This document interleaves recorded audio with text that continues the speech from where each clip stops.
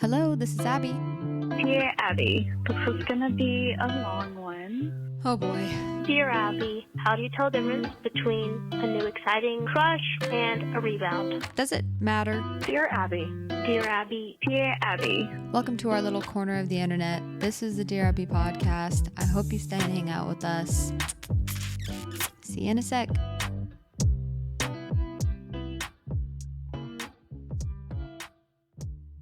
Hello, everybody. Welcome back to my podcast. This is the Dear Abbey podcast. Welcome back. It's a lovely Thursday. I'm very excited. I was just thinking about today how grateful I am, even honestly to myself, of starting this thing, because technically I don't make money yet. I am grateful, obviously, for my listeners. I was just kidding about only being thankful to myself, but I am proud of myself for starting this and just kind of going for it, no matter how big or small it is or it gets or whatever.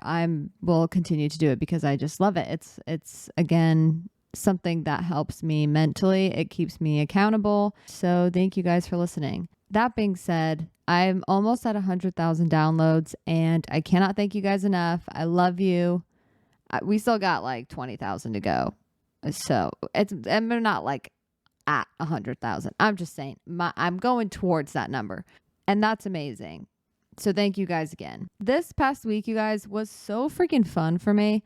I had the best time with my mom. She came to visit. So shout out, Mom. I love you. She sent us a sweet text the other day saying how much fun it is. And I love that we're friends, because I hope me saying this, if you have not the best relationship with your mother, I'm very sorry. That is really hard. And things ebb and flow, but my mom and me are very good friends. I tell her everything, and we both try to keep the connection. She's better at it than me, let's be honest, but I answer her phone calls is what I'm saying. Chelsea was joking around about how I forgot who it is. One of just a comedian. I forgot what his name is. So this is not my joke. This is his. Can't give him credit because I don't know his name, but she was saying how funny it is that we're so what is it about moms that we're so mean to our moms? They do everything for us. They really do. And yet we can be so mean to them. It's doesn't matter if they're want a family picture, or they want you to send them pictures from the weekend that she probably set up so all of us could be together and we all had a blast and we all make fun of her the whole time. And yet she wants to send us pictures and we're like, no, because you have a freaking Samsung, which is something that we always tease her about. We all have iPhones and she has Samsung. And I know everyone has Samsung is going to come for me right now, but the picture quality when you send from an iPhone to a Samsung is horrendous. It changes it when she sends us a photo too. It looks like a tiny little box. It looks like there's just 9 pixels on the screen, just 9 of them. And if it's a video, it's 9 moving pixels.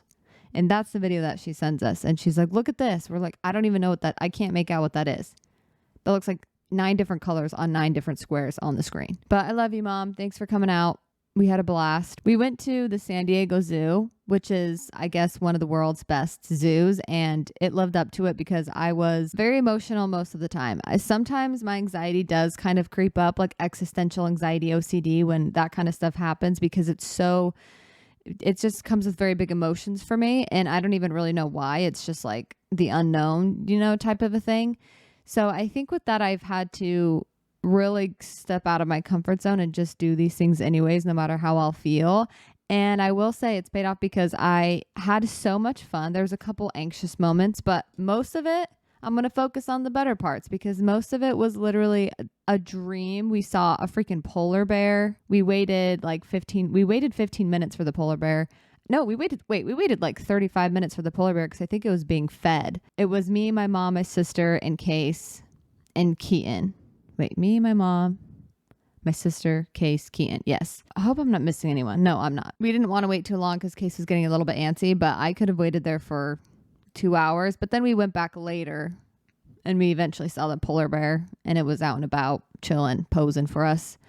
It was massive. It was so majestic. I've never seen a bear in real life. I've seen bear from really far away and in lots of movies, but never in real life. So that was a stunning thing to behold. We saw some other bears. I think my favorite animal that we didn't get to see the red panda because we're gonna have to go back another day to do that, and there was no gorillas in the gorilla thing, so that was kind of sucky because I love gorillas. That was the one Keaton was looking forward to the most as well, so that sucked. I was hoping that we'd see some monkeys fling poo. I don't know why I wanted to see that. I just did. So I thought it would be funny if, like, I don't know, I played this scenario out in my head that we go up to the monkey thing and Keaton, you know what's also weird is Keaton knew like how all the animals poop.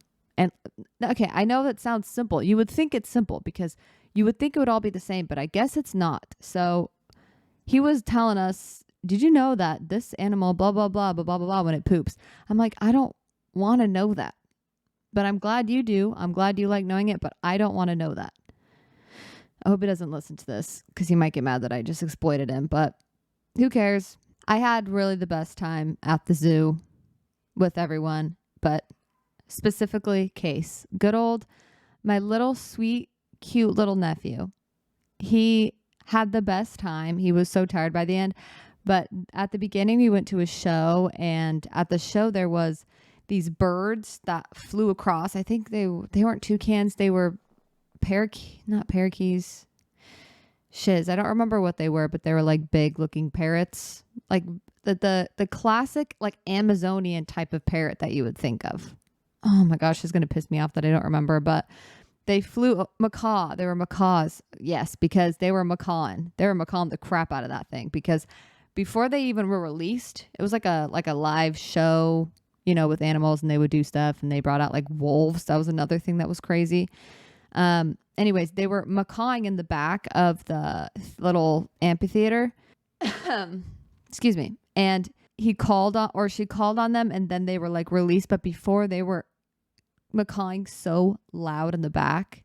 Everyone kept turning around like, are they going to send freaking dinosaurs to eat us or something? Because the sound was so loud. Anyways, when they flew, I started sobbing because the look on Case's face was pure, like the fullness of joy. I wanted to be a little kid in that moment again, and I was a little kid through Case's eyes because his eyes lit up. He pointed, he was clapping, he like kept putting his hands like so giddy from excitement, and he was overjoyed, overwhelmed with joy, and you could see it in his eyes. He was clapping. He loved that everyone else was clapping. It was just, I was sobbing. Chelsea, I was actually not sobbing, but I did cry. My eyes were filled with tears. And then Chelsea looked over at me, and then she was a little bit teary eyed. And then my mom was too. So it was a big crying fest, and Keaton wasn't crying, but he loved it too. And he said, maybe I do want kids soon. All right, everybody, relax. What else at the zoo?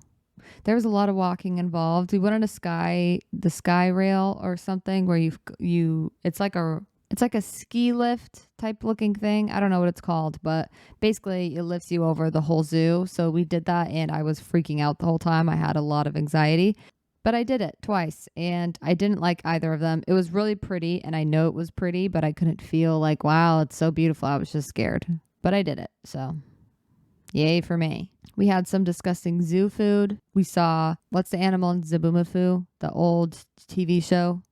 A lemur? Is that what it is? A lemur? It was just crazy. Seeing all those animals. Oh, the koala bear. The koala bear was so cute. There was like 15 million. Okay. I don't know why I do that. Okay. That actually reminds me of a story saying 15 million. I don't know if I've actually told this yet but who cares?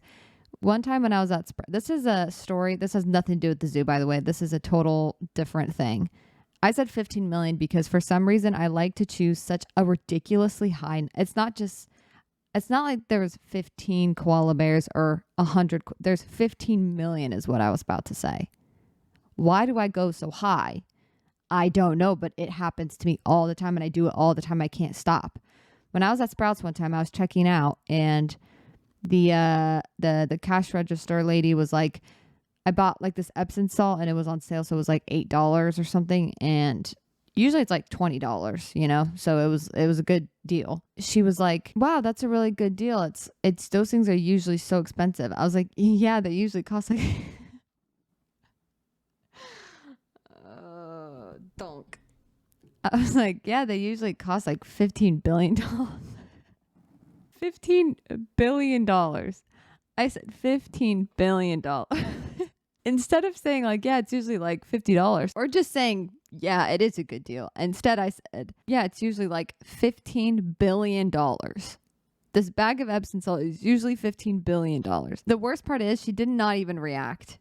That was the worst. At least laugh or be like, whoa, that's a really high number. You know, I don't know where you shop or something like that. Would have been cute. Instead, I felt even more stupid because there was no reaction. It was just like, I thought we were going to have like a friendly register to customer reaction. And instead I got nothing. I just felt like a freaking idiot. So there wasn't 15 million koala bears. And I don't know why I choose 15 too. Why is it always 15 something? Yeah. So instead of 15 million koala bears, there was probably only 20, but that's still a lot of koala bears. I feel. I thought there was going to be like 5 or something, but there was like a whole koala bear exhibit. What else did I do this week? I feel like I've just been all over the place, to be honest, that I can't really get present with myself or like kind of ground myself again, which that's okay, that it ebbs and flows, but I do feel like I need to do some slow meditative yoga stuff just to feel grounded again. But it was a great week. I had a great week. Just good stuff all around. I'm feeling mentally pretty good sometimes, and sometimes I'm doing really, really bad. I feel as though OCD makes I hear often that people get diagnosed with bipolar disorder a lot when they actually just have, OCD, or they out kind of, it's pretty similar looking symptom wise, other than, obviously there's pretty significant differences, but a lot of the times just because you are so high and then so low with OCD, people just get diagnosed with that with someone who's not really a therapist or a psychologist that's not really aware of OCD or something. They do have such high highs, but like I can go from literally feeling like nothing will ever stop me ever again. Nothing, no thought will ever bring me down. No matter what happens, like I will never not be this way. And then like 10 minutes later, it's like the exact opposite feeling. And it's so up and down all the time. And I try so hard to stay neutral, but it's like, it is nearly impossible. That being said, I like my big emotions, but I'm still I think something I'm just having a really hard time grasping still is really regulating my emotions, or just letting myself feel my emotions without catastrophizing. I do that so often and it is not helpful. Like anytime I feel sad or feel mad, I'm like, oh great, all of my healing has gone out the window. When in reality, everyone will feel sad and mad, even if they are healing or whatever. Like I just still overanalyze, and it's like when you know all the right things to do and yet you feel like you're in quicksand. And I think just the key, just like in quicksand, you just got to stop scrambling and just relax a little bit. And I think emotionally that kind of looks like, even if I feel really high or really low, to not be like, okay, I'm never going to feel sad again because I'm feeling really good. Or the opposite, where it's like I feel really sad or angry or upset or disconnected. And I'm like, oh, great, everything is in shambles all over again. And here I am and I suck and everything's not going to be okay. And all my fears are going to come true. Instead of that kind of mindset with emotions, I could just feel the emotions and be like, I feel really sad right now, but I have to remind myself, but it doesn't mean that all of my fears are true. This will pass. Eventually I will feel good again. And even when I feel good, eventually I'll feel sad again. And I have to just accept that about life and accept that about myself and just keep going and integrate with my feelings, feel one with my feelings, be one with my emotions. But I don't know. Okay. Also, this is a weird side note, but I said I have on my list of things I want to talk about, it just says tips. When someone says sorry, say thank you instead of it's okay. That's something me and Keaton do. This has literally nothing to do with what we're talking about. Maybe I could tie it in a little bit because I didn't even go over today's topic, but I'll get into that in a second. I don't know why I wrote that, but I thought it was important to say possibly because I like it. I like doing that.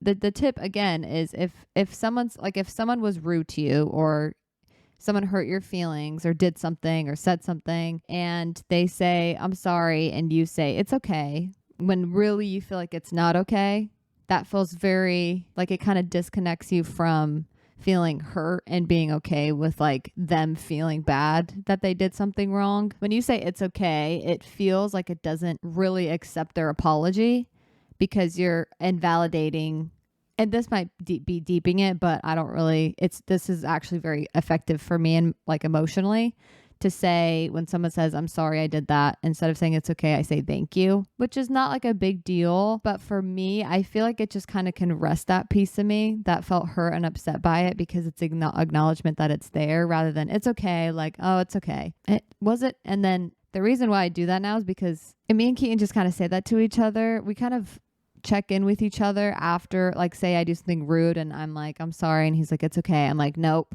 it's not okay. You can say thank you. And then he'll be like, oh, you're right. Thank you. And I feel like it just kind of de-escalates. And same thing when sometimes he's like, I'm sorry. I'm like, it's okay. He's like, is it? And I usually will say 100% of the time I will say, no, it's not okay. So I guess there's a weird tip in there for you. That was kind of a longer life update, but I had fun. So thanks for listening. So today we're talking about a couple ways to learn more about yourself. It's a very broad topic, which I'm excited about. And the reason I chose this is because this is something that I feel has helped me immensely with recovery, with just myself, and just enjoying life. Self-care right now and today's eyes, just through social media, what's popular, what gets views, what is thrown around on the internet. I love self-care. I think it's great, but it's just so many things are said on the internet that are so black and white, and so this is the way or this is not, like so black and white.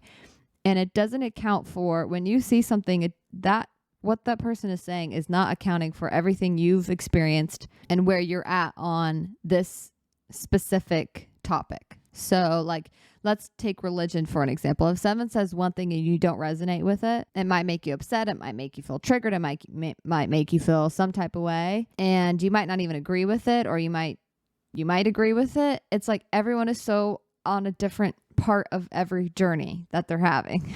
Everyone's on a different part. So when you see something, they don't know everything about you. They're like, don't take everything so black and white on the internet. And also, just as a reminder to anyone that needs to hear it, that might just take everyone's word as truth on the internet. Like if you see someone on a podcast saying something, they don't have all the answers. Okay. Unfortunately for you, no one has all the answers. Okay. Except for God, obviously, but we haven't seen him on podcast himself. Just remind yourself that your opinion, your experiences, your feelings are also just as valid as that person's, and don't take everything as like so black and white. Yeah, we're talking about ways to learn about yourself more. I just have a couple ideas. None of them are super crazy or shocking. I think we've all heard a lot of these things a million times, but how many times have you actually followed through with them repetitively and consistently? I don't know. I'm horrible at being consistent with some of these things. So hopefully this will at least inspire something in you to start something small today and just stick with it, slow and steady. Nothing is going to change that big in one day. Okay.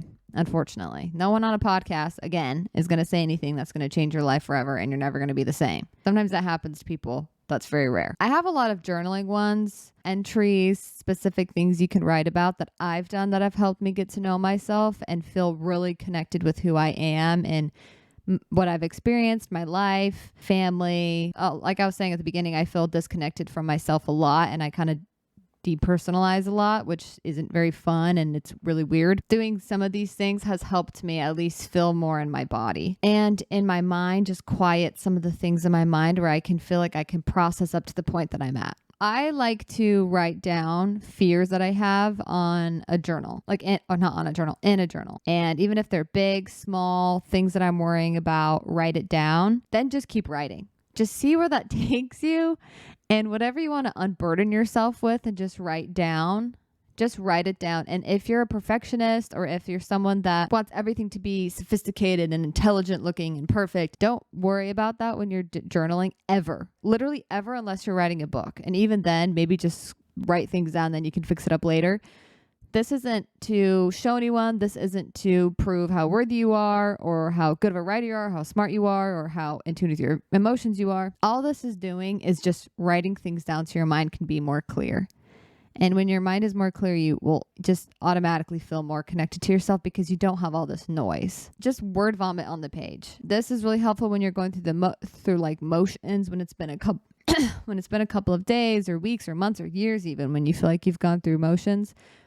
Writing things out, just word vomiting, feeling like you're processing everything that's happened is so helpful to kind of get you up to this point. I need to do this today again because I might be selling my car soon and getting a new car because it's just time. And Keen was like, it's so crazy that your life has changed completely, like flipped completely upside down. Everything looks different for you. Everything is different for you. No wonder I realized when he said that, I was like, oh my gosh, no wonder I feel so, I've said this a couple times, but I feel like I can't catch up to where I am. And so this is why I think journaling and getting to know yourself and letting yourself kind of work through things and process things, because you deserve to process stuff.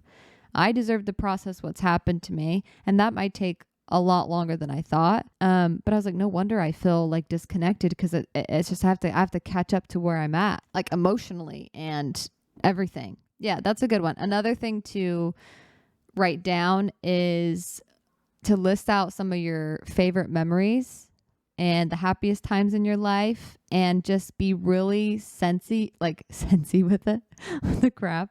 Be really sensitive with it by remembering, if you can, what you smelled, what were you doing, were you holding something, what did it sound like, who were you with, what was your mindset, and if there's any thoughts or ideas or something that your brain is telling you that maybe you can't ever be happy like that again, notice those thoughts and be like, I see you, but I don't believe that. I actually don't believe that. I believe I will be able to be this happy again. I believe that I'll be able to feel this free again. And just challenge the thoughts in your head that come up when you do, especially happy ones for me. Whenever I do happy, that's when all my sad stuff comes. And if you can't immediately be like, oh, I remember everything, that's okay. It sometimes will take a couple entries to really be like, okay, actually, no, I do remember this one time. So none of this is to be, again, perfect, or the first time has to be the best, or you have to have some major breakthroughs. It's just be gentle, just slow and gentle. We're not in a rush to know yourself either, where you have to have it all figured out and have to have you figured out, because no one does. And you don't. What if I told you that that's not your job? That you don't have to have it all figured out? Like, what if that's not even your job? Great. I think those are my only ones that I have for writing out. There's a million different prompts. If you go on Pinterest, you can find like a million different things you can write about in your journal. You can also do voice memos or whatever, but I personally find journaling, because you're using your hands. There's something about when you're using your hands and making something with your hands that is very therapeutic. And I feel like you just can get through you have more breakthroughs when you're using your hands instead of technology. Like, I 100% will stand by that. It's just not the same. Another one is stop assuming what other people are thinking about you. And I am calling myself out on this because I take everything personal. I am not kidding. I take like everything personal. I don't know why I do it, but I think a lot of the times that we say, oh, I don't care what people think about me. Like, I'll do whatever I want. But deep down, maybe you don't, but deep down, I think a lot of us still really care about what other people think, because we even bully ourselves for things that we want to do. Like, for instance, I like my dancing thing. I want to be better at dancing. I want to be able to be more nimble, and nimble makes me think of, there's a video a while back that I saw on, I think it was Vine. It was just, this isn't even going to be funny for any of you, but I thought it was hilarious. It's, you know what, I don't want, you know what, fine, I'm going to tell it. It's just that all the video was someone was playing, I think it was Halo or something, and this guy came out of nowhere and killed this guy, and he said something about, oh, he's so quick and nimble, like a ninja from the Hidden Leaf Village, which is from the anime Naruto. And I thought that video was hilarious. I'm probably going to take that out, but maybe I'll leave that in. But it's also the way he said it, which is why I didn't want to tell it, because it's not funny unless you know what he's talking about, and also the way that he said it was funny. Just, you know what, just forget I ever said that, okay? Let's just move on. But deep down, we still do care what other people think about us. We start to bully ourselves because of what we've heard, or maybe even we're so scared of like these bullies online, or that these things that people have perceived this as this and this is this. If you like to do this, and you're probably this. If you like to do this, and you're probably this way. We have so many of the internet is so loud. So when we have all of those things in our head, it drives us nuts, and we feel like we can't even do anything that we like to do without bullying ourselves, honestly. So that I'm not scared what other people think. You're probably scared what you think, honestly, of yourself in that way, where we've taken on so many opinions of other people that sometimes we feel like we can't be honest with ourselves, or just do what we want to do, even though we'll know we will probably look stupid, and that's okay. I don't know. Just start to discover what you would do if you didn't have judgment on you. And if you didn't judge yourself for something, what would you do? And like that critic voice in our head, if that thing wasn't there, what would you do? And just kind of see what comes up or what, how you feel. I think being kind and serving others is incredibly self-discovering. I don't think that's a real phrase. I've discovered more about myself when I serve other people without expectations of them returning it to me, or without expectations of, like, I want to serve with no point. Serve people with no point to it. There's no point in doing this, but I'm going to do it anyways. Don't even look for anything. Just start serving people and don't make it a big deal. Just do it for no reason, and just see like how you feel, see what happens, feel how maybe you become a little bit different. And I'm not talking about people who take advantage of your kindness in a really abusive way. I'm talking about normal, like if you're annoyed with your husband or you're annoyed with your sibling or something, or your mom, and they don't do these A, B, and C's for you, but and so you're like, well, I'm not going to do this for them. Just do it.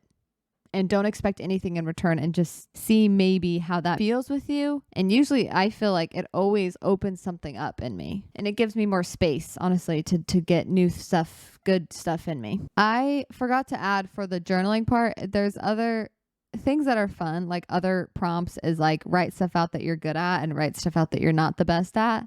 Whether that's big stuff, small stuff, whatever it is, it just kind of laugh at yourself, I think, and learn to laugh at yourself. And I don't know, I feel like that's a good one, because sometimes we need a second to kind of list out what actually are we good at. You can even text people around you, ask them what they think you're good at. Like if you were to come to advice from me, I've heard that. I think maybe Chelsea said that to me, or someone, I don't know. Like ask the people around you what they would come to advice for you for, to kind of see what you're good at, what people know you for. The next thing is to explore your body and emotions. This is like a big one that we hear all the time, but it's one of the most important. So it doesn't matter how many times you hear it, listen to it and like take action on it. You hear this all the time. Get into your body, get out of your mind into your body. And I'm like, yeah, I know, but I don't actually do it. So getting into your body and exercise, find what exercises work for you at certain times of the month. If you're a woman, don't let anyone make you feel bad for any type of workouts that you do. If it makes you feel good, it makes you feel healthy, and it makes you feel peaceful, then keep doing it. And don't let anyone try to tell you different. My last one is just music. And this could be so irrelevant for some of you if you're not really into music or like listening to music, but I feel like almost every single person on this planet enjoys some type of music. Music is like a hobby that we all have. It's a language that we all know. Figure out what music makes you feel most joyful and most peaceful. I don't like really poppy or really intense music, or if the lyrics are kind of yucky or talk about things that I don't really want to invite that type of energy into my life. I don't listen to those things, and I don't let anyone try to make me feel bad for it. That's what I like. I like to listen to like jazz, lo-fi, kind of dramatic, cinematic soundtracks or music or piano. I like music that feels like it's going to support me no matter how I'm feeling. I don't know if that makes any sense. It makes sense to me in my head. I guess to maybe elaborate on that, figure out what type of music makes you feel the most like yourself and makes you feel the most like who you want to be. Not what you're chasing, or if there's something you're chasing, or like this, like you have to distract yourself. Music sometimes is helpful for distracting if that's what you're wanting, or sometimes we just do need a good distraction when it's just not a good day and you're having a hard time doing all the right healthy things. I like music that's intentional and that's not trying to distract me from myself or everything. It's helping me process. It's helping me integrate with myself, my body. And then obviously there's fun music. Just kind of get to know what music you like. Listen to genres you've never listened to before. Learn about different genres. That kind of goes into one that I had on my list before, but I don't have it on there. I don't know where it went. So maybe I deleted it. But so there's one last one. I lied. Learn about stuff you wouldn't normally learn about. Because a lot of the times if you're into the same type of things, like for me, I'm really into psychology and mental health. I'm really into that type of thing. But I used to love history. I used to love learning about music. I used to love learning about so many different types of things. Yeah, learn about something you wouldn't normally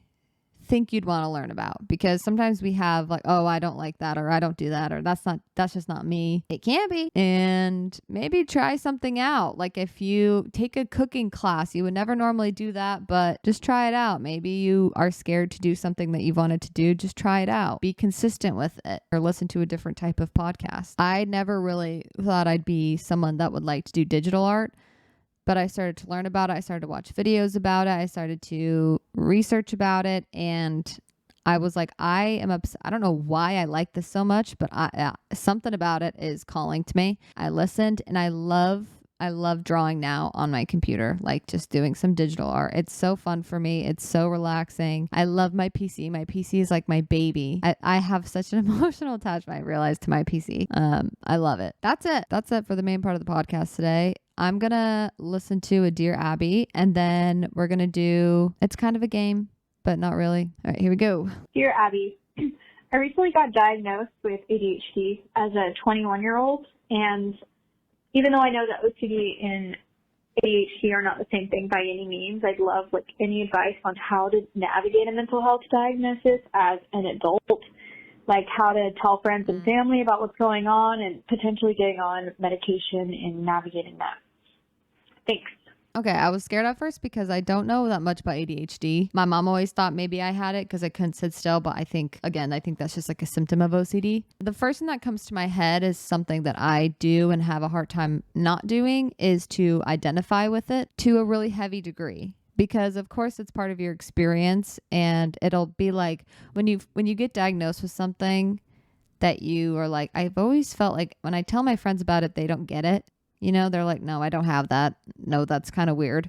And you're like, what the heck's wrong with me? And then you realize when you get diagnosed with something at an older age, you're like, oh my gosh, this makes so much more sense. Like, I'm not crazy. I'm not just broken. It's like I have something that just makes me a little bit different, and I perceive things different, or my brain works a little bit differently, and that's all. What I think over identifying with it looks like, in my non-professional opinion, is when everything somehow comes back to it. Every tiny thing somehow comes back to it. That's how I feel like my OCD works, where sometimes I think, oh, I like this, so that must be something about OCD. It's just really hard because when it is something that really does have such an effect on your life and so many different beliefs, so many different things, parts that feel like part of you. When you get diagnosed, it's like the beginning of this weird self-discovery where you shed layers, but then you add new layers, and then you shed those layers, then you add new, like you're trying to create yourself. Use this as like a guide to push yourself forward, not like stay where you are or go backwards, if that makes sense. I started to become hyper aware of all of my symptoms, which can be helpful to become aware, but hyper aware, I feel like that's all I thought about. I just would ruminate about it all day and figure out, where is this in my life? Is this a compulsion? Oh my gosh, I think I'm doing a compulsion right now. Or is it not? Like I normally did this before I got to, it's like so many different things that I would obsess over. And I don't think that's super duper helpful, but it is hard because sometimes I'll think I'm doing something that's non-compulsive, and then I'm like, oh, I realized what I was doing. But just trust yourself and be patient with yourself. Your experience with ADHD is going to be different than others, and also it'll just be a journey of self-discovery. See the diagnosis as a positive instead of a negative, because you've been diagnosed, which is always helpful. And then also, if you feel like it is the right diagnosis, then you can just notice so much more about yourself and hold yourself with more compassion and love, because you're like, okay, this is probably has something to do with just the way my brain works, having ADHD. So I'm going to hold space for it. And it's okay that I'm like this, but what actions can I take moving forward? Like, who do I actually want to be? What do I actually want to do? I see that my ADHD is maybe getting in the way in this part, but we can figure it out. I'll hold space for it, but then I got to keep moving forward or whatever. I think with telling friends and family, that is kind of tricky, because I also don't want to go out and tell everyone like I have OCD, because everyone has something. Like everyone has things that they're dealing with, and that's not to discredit or devalue what we experience, but it's just to kind of just bring awareness to the fact that a lot of people are struggling with a lot of different things, and we're not the only ones suffering with something. So people don't have ADHD, but I have OCD. So if we had a conversation, I wouldn't get some of the things that you deal with or you struggle with, and you wouldn't get a lot of things and you wouldn't get some of the things that I deal and struggle with, but we could connect on probably how hard it is, how exhausting it can feel how confusing it can be at times. So always use a diagnosis or something that's hard as a way to connect instead of withdraw. I am the biggest withdrawer of all time. So I know the right things to do, and yet I don't do it sometimes, but this is something I'm practicing. It takes a long time to kind of navigate and figure out how to even do that if you're not used to it. So I don't think you have to advertise it to all of your friends and family. I think just if you're having a conversation that goes a certain way, you can bring it up and say, hey, like I was diagnosed with, ADHD and this is how it's affected me, and it might have affected our relationship in this way or whatever it is. I don't think you need to go tell every single person, but I love learning about, like, if my siblings have been diagnosed with something or family or friends, I love learning about them, and I love learning about what they struggle with, what they deal with, who a part of them is. It's going to be a lot of self-realization and also a lot of holding yourself accountable to change certain things, probably, despite what your diagnosis is or not. And it really is so fulfilling, though, and goes perfect with kind of what I was talking about of just learning about yourself. So hopefully I helped in some way or capacity. Cool. Thank you so much for voicemailing in. We have actually a lot of voicemails that I have to kind of listen to. So that'll be fun. Can't wait to listen to them. You guys can also, just as a reminder, you guys can text in your questions. I sometimes do some of those if I don't have voicemails, or if I just have a lot of the texts, I sometimes will do 2 or 3 of those. Okay, let's get into the last short little segment. Okay, I just want to talk about music that I've recently liked. That's it. So it's not a game. Again, it's kind of just more for me to talk about stuff that I like to talk about. So gotcha. I really, like I was saying before, I love music. I listen to music all the time, but my music that I listen to is probably not the most popular music. And that's a very pick-me girl thing to say, but so be it, huh? Okay, let me go through some of my older songs that I've listened to lately that I am obsessed with and I forgot about, so you guys can listen to it this summer.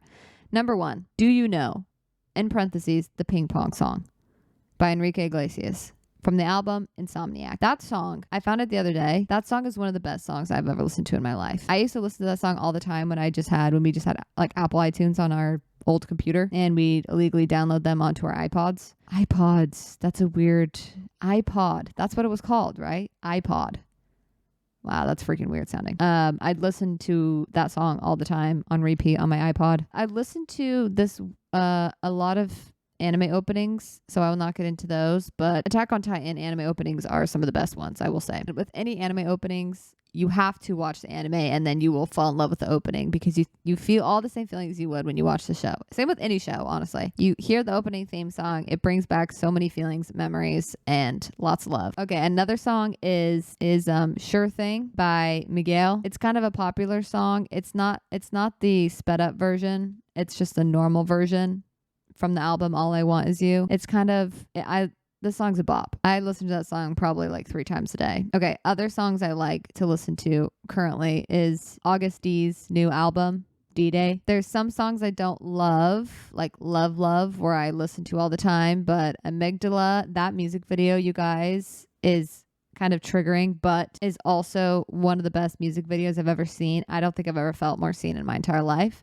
than watching that, and what it's like to just kind of battle with your amygdala, which is like the stress response part of your brain. So I think it's a genius song, and he opens up about everything he's been through, his trauma, and how just the visual representation of what it's like to be stuck somewhere in your head and trying to get out, trying to get back to who you were is incredible. Very artistic. I loved it. And you know what? There's a way, I think, to talk about darker things, like really yucky feelings and harder stuff that people go through. There's a way to show it that feels very authentic and real and doesn't like romanticize it. And it's just like, this really sucked, and really sucks, and it's not cute, it's not fun, it's just horrible. And he did it really good. That music video is amazing, and his whole album is really good. I'm so excited to get to see him in concert, but I'm already saving up to go see BTS in like 2025 or whenever they're getting back. Hopefully they're getting back together, because if not, I will have a heart attack. Actually, you know, I've already decided that if they don't get back together, I will not be that sad, because they've already given us so much music. Okay, if you're a fan of someone, love them and leave them wild. As my sister always says, love your favorite artist, but leave them wild. If they're done being an artist that creates music that you love, or if they're like, this is no longer bringing me joy, this is something I have to go my own way, I have to part ways from this, let them do it without making them feel an ounce bit bad, okay? If you're a real fan, is all I'm saying. Because they're just people, you know, and they make art that you appreciate. I love all of their music, BTS. I love all their music. But if they don't get back together and they all move on and they have happy lives, I'm happy. I will just cherish what they've already given me. Another one is New Jeans. I think they're a K-pop girl band. Okay, but yeah, they have a song called Ditto and OMG, and I love those songs. I've been listening to them on replay. I've also been listening to Break Your Heart by Teo Cruz so many times. I've listened to this song so many times this summer already. I am obsessed with this song. Also Dynamite, like There She Goes. He had so many bops when I was like probably in junior high, honestly. It was a long time ago, but he's had so many bops and I love all of his music. Same with Leona Lewis. All of these songs that I used to listen to, like Low by Flo Rida, T-Pain, Sexy and I Know It by LMFAO. Those songs are so freaking good. There's a let's see, I think there's a playlist that I was listening to that had all these things. Oh, it's a playlist on Spotify and it's called Throwback Thursday. I don't really know who like made it, but it has so many older songs that if you're around my age, you would have listened to these and you would have loved, like Magic, Tonight by Hot Shell Ray, Shake It, Metro Station. That song is a bop. I will always love that song. That song fills my teenage self with like angst, but also party, but also falling in love. Oh, there's just so many good ones. Tonight I'm Loving You is another great one by Enrique Iglesias. That song is so good. If you like listening to music but not really sure where to start, find one song that you like and then on Spotify just listen to the radio on like the artist's radio, and it has similar songs. So it might be the same genre of songs, or it just might be artists that produce similar music or have the similar vibes or whatever it is. They'll just give you a bunch of music that you can listen to. Those are amazing. They also make playlists for you. That's why I think Spotify is the best. Better than Apple Music. Always will be. Always has been. Unless Apple Music, if ever wants to sponsor me, I don't know.